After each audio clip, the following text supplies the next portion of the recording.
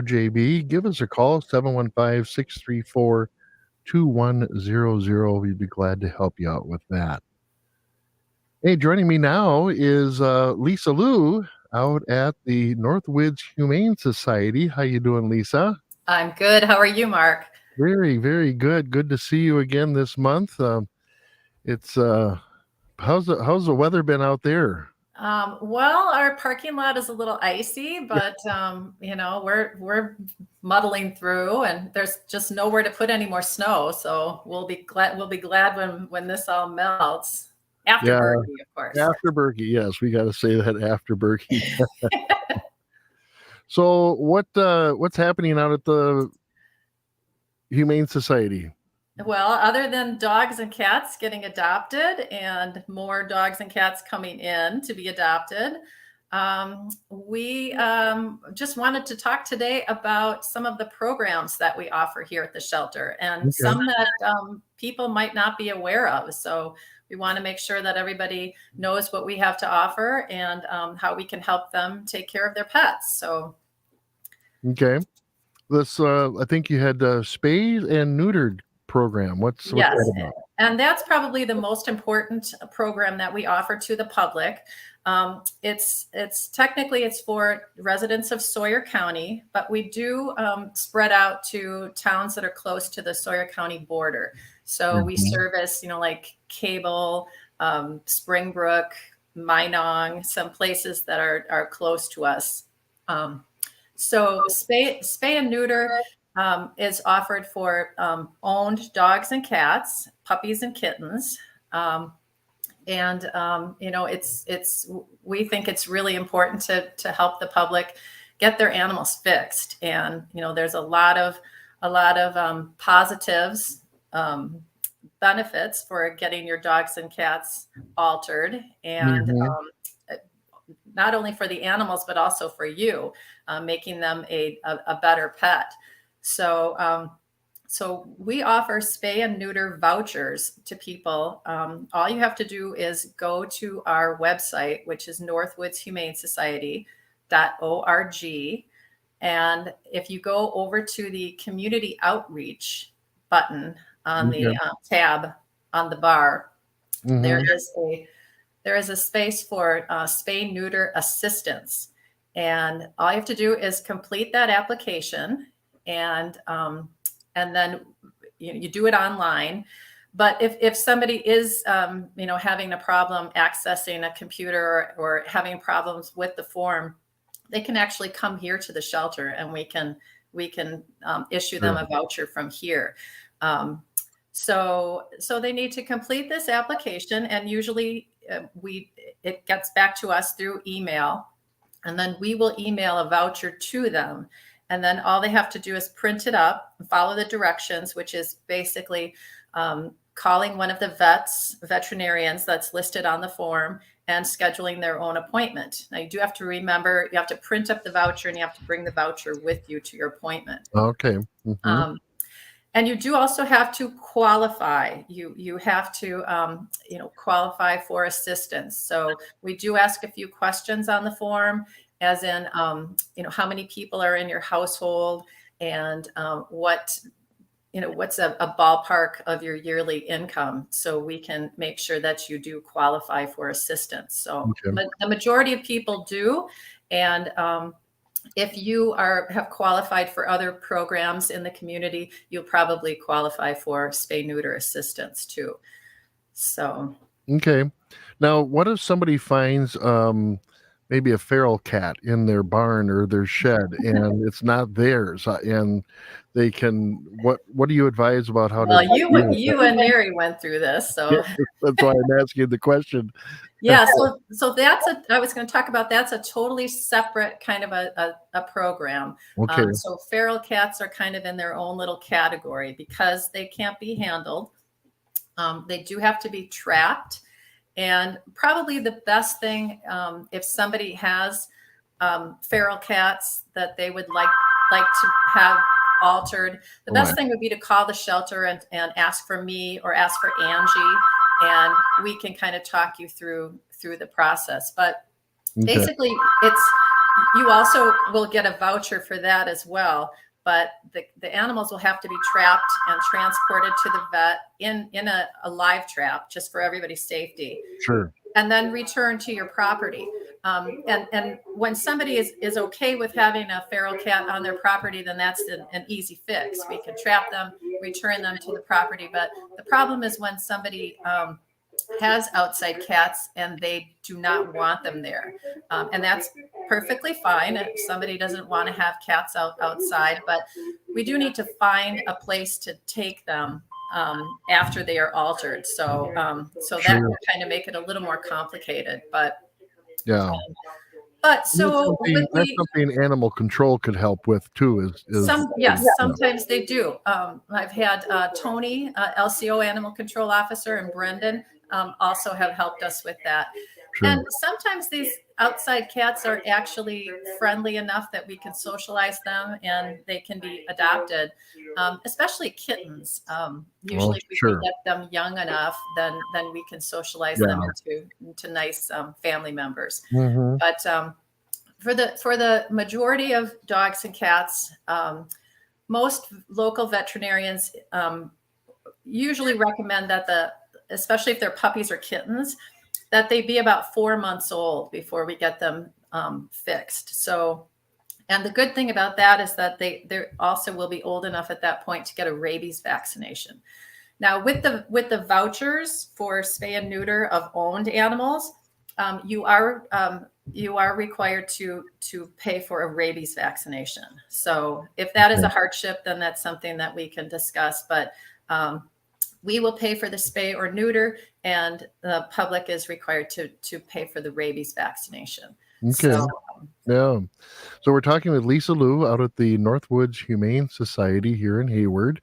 What about emergency services? What if somebody had a dog or a cat hit by a car? They're still alive. What do they do with that? Especially if it's after hours or there's veterinaries not available.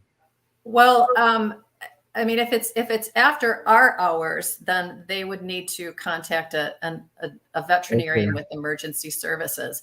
But we have what we call our emergency veterinary fund set aside for emergencies, like hit by car, a dog with quills, that kind of thing. It has not been set up to take care of things like vaccinations or simple things. Right. It's for real emergencies. So somebody usually what happens is somebody calls here, says my dog's got a face full of quills and it's going to be really expensive, I can't afford it. We can usually help with part of that bill. Now, we usually can't pay the whole bill, but we can help with some of that. What they would need to do, though, is they need to go back to that same website and fill out the emergency medical assistance form. And then the other requirement is that they go to a website for a type of help, a credit card called Care Credit. So they have to apply for a Care Credit credit card. And if they are denied, or if they've been denied in the past, then we can help them with a little bit more. But if they are approved for a Care Credit card, then they will have some funds that they can use for to get the animal to the vet to have it looked at, and then vet will usually estimate how much it's going to cost to remove the quills or fix whatever needs to be fixed. But so that one is just for emergencies. As far as vaccinations, LCO had a vaccination clinic last fall, and we may be having another one within the next year or so. But you can always check with your animal control officer about that. But those clinics are usually very inexpensive for vaccinations for puppies, kittens, and adult animals too. So yeah, that's those are two things that there's a little bit of paperwork that you have to do ahead of time, but it's well worth it in order, because sometimes people are their dog's hit by a car and it's going to be a very expensive bill, and not everybody has money set aside for that. So sure. Yeah. And then you had a program for dog and cat food. Yes, we do have dog and cat food here at the shelter. If it's getting to be the end of the month and you're running short and you need some assistance getting some food for your animals, we do have bags of dog and cat food here. And basically, when you come in, you have to come in during our open hours, which is 11 to 3, Monday through Saturday, and we will take your name in a book, and usually we ask people, we can help with food once a month. We'll Okay. put your name down in the book, and we'll ask how many animals you have. And usually at that point is when we ask, are all of your animals spayed or neutered? And if they're not, then we can set you up with a Sure. voucher to get them done. So, Yeah. so Wow. yeah, and there's one other spay neuter program that we do offer, which is usually twice a year. We have a traveling veterinarian who comes here to the shelter. Her name is Dr. Angie Rupel, and her organization is called the Purple Cat Vet. And she comes here to the shelter and does a spay neuter clinic, and it's just for cats. But we will probably be scheduling one again pretty soon for the springtime. So, watch Facebook, because we'll usually advertise for at least a month. And that is also a free spay or neuter for your cats or kittens. And the one thing with her program is the rabies vaccinations are not required for cats. So Okay. Yeah. she will do, we'll do like maybe 40, 50 surgeries in one day. So Wow. it's a good way to get a lot of Yeah. cats altered. Do you know if that doctor travels to the other counties surrounding Sawyer? Yes, she does. And she Okay. has a website, so you can always go to her website. You could just Google Purple Cat Vet, and it will give you a listing of where she's going to be, when she's going to be. And now we do, because we are offering it free to residents of Sawyer County. I mean, we do require that they're within Sawyer County limits. Sure. But when she goes to other places, there's no requirement, because usually you have to pay for the spay or neuter.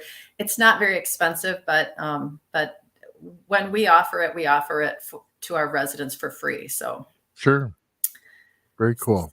So yeah, and your wife Mary said that the feral cat that we trapped Yeah. and got fixed, was a couple of years I was ago, gonna say it's been a couple of years. still hanging around. Yeah.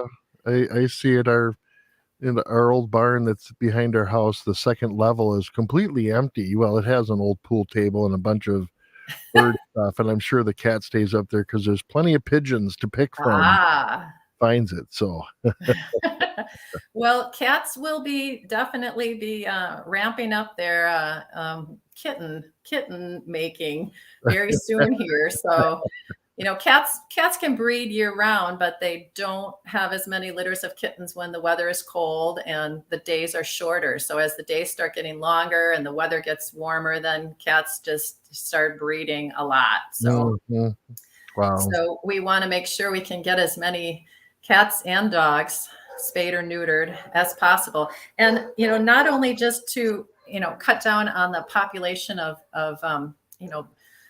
unplanned litters of puppies and kittens, but, it's also good for the health of your animals.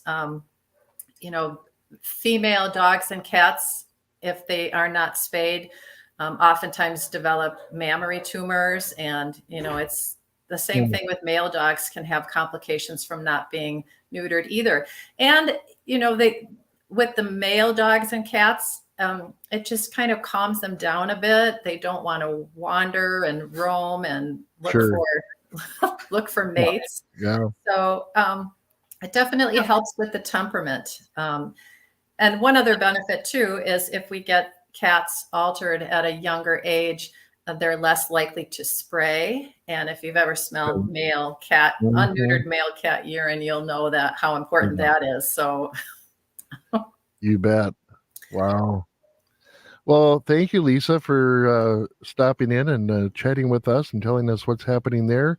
anytime somebody wants to come and see the cats or the dogs, do they still need an appointment or can they walk in? No, we are still scheduling appointments. So, if somebody wants to call ahead of time and fill out a volunteer form and schedule an appointment, we'd be happy to have them come. And hopefully soon the weather will be nice and we'll be out walking dogs and no one will. So sure. Well, the number to call is 715-634-5394, or you can go to northwoodshumanesociety.org and check them out and join Lisa in the kitty room. And yeah, WOJB in the cat room. So that's really that's right. All right. Well, thank you, Lisa. Thanks for coming. All right. Thanks, Mark. Okay. Bye.